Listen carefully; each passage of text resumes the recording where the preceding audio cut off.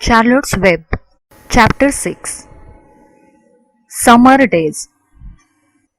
The early summer days on a farm are the happiest and fairest days of the year. Lilacs bloom, make the air sweet, and then fade. Apple blossoms come with the lilacs, and the bees visit around among the apple trees. The days grow warm and soft. School ends, and children have time to play and to fish for trouts in the brook. Avery often brought home in his pocket, warm and stiff and ready to be fried for supper. Now that school was over, Fern visited the barn almost every day to sit quietly on her stool. The animals treated her as an equal. The sheep lay calmly at her feet. Around the 1st of July, the work horses were hitched to the mowing machine, and Mr. Zuckerman climbed into the seat and drove into the field. All morning you could hear the rattle of the machine as it went round and round, while the tall grass fell down behind the cutter bar in long green sweats.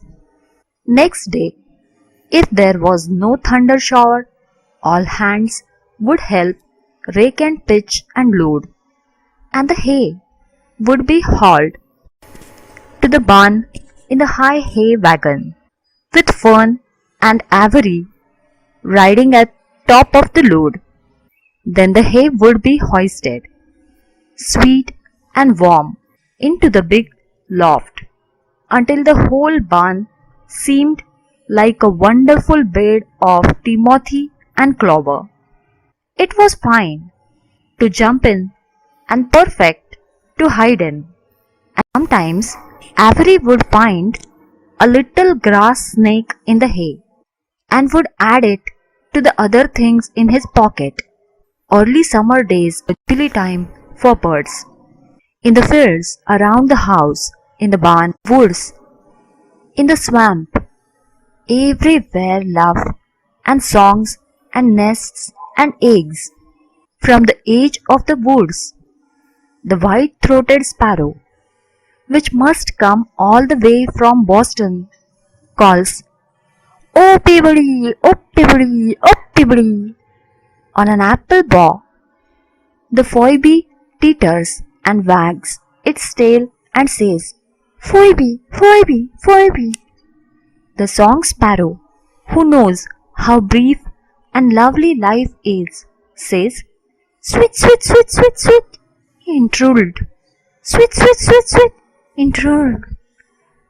If you enter the barn, the swallows swoop down from their nests and scold.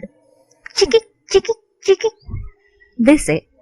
In early summer, there are plenty of things for a child to eat and drink, and suck and chew. Dandelion stems are full of milk. Clover heads are loaded with nectar. The Frigidaire is full of ice-cold drinks. Everywhere you look is life. Even the little ball of spit on the weed stalk, if you poke it apart, has a green worm inside it. And on the underside of the leaf of the potato vine are the bright orange eggs of the potato bug. It was on a day in early summer that the goose eggs hatched. This was an important event in the barn cellar. Fern was there sitting on her stool when it happened. Except for the goose herself, Charlotte was the first to know that the gooselings had at last arrived. The goose knew a day in advance that they were coming. She could hear their weak voices calling from inside the egg.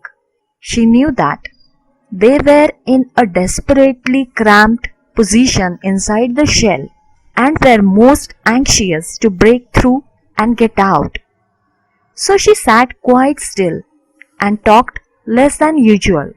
When the first gooseling poked his keen head through the goose's feathers and looked around, Charlotte spied it and made the announcement. "I'm sure," she said, "that every one of us here will be gratified to learn that after 4 weeks of unremitting effort and patience on the part of our friend the goose, she now has something to show for it. The gooselings have arrived. May I offer my sincere congratulations?" "Thank you, thank you, thank you," said the goose, nodding and bowing shamelessly. "Thank you," said the gander. "Congratulations," shouted Wilbur. "How many gooselings are there? I can only see one."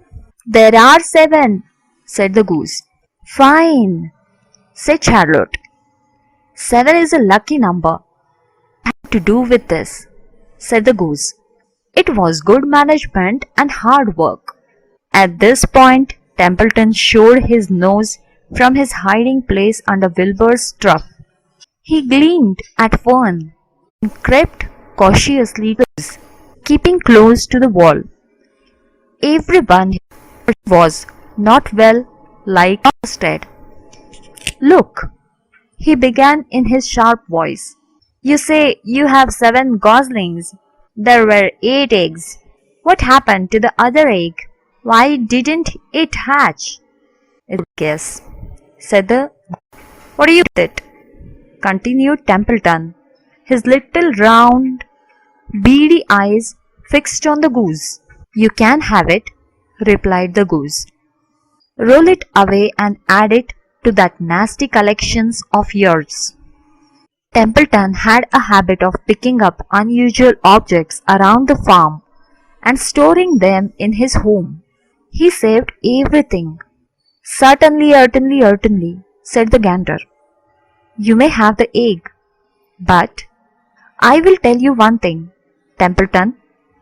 If I ever catch you poking your ugly nose around my gooselings, I will give you the worst pounding a rat ever took."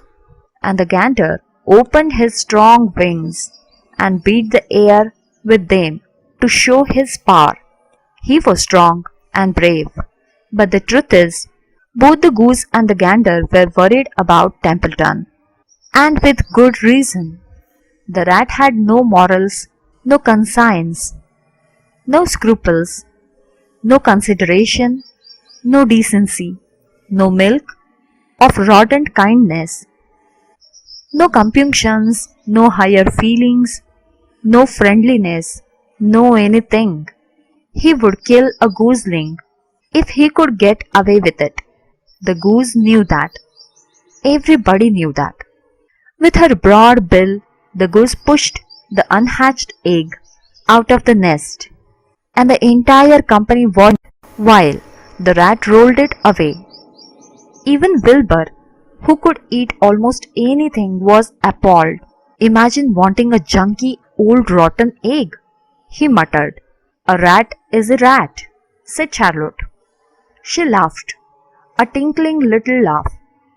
"Friends, the ancient egg ever breaks, this barn will be untenable." "What does that mean?" asked Wilbur. "It means nobody will be able to live here on account of the smell." "I won't break it," snarled Templeton.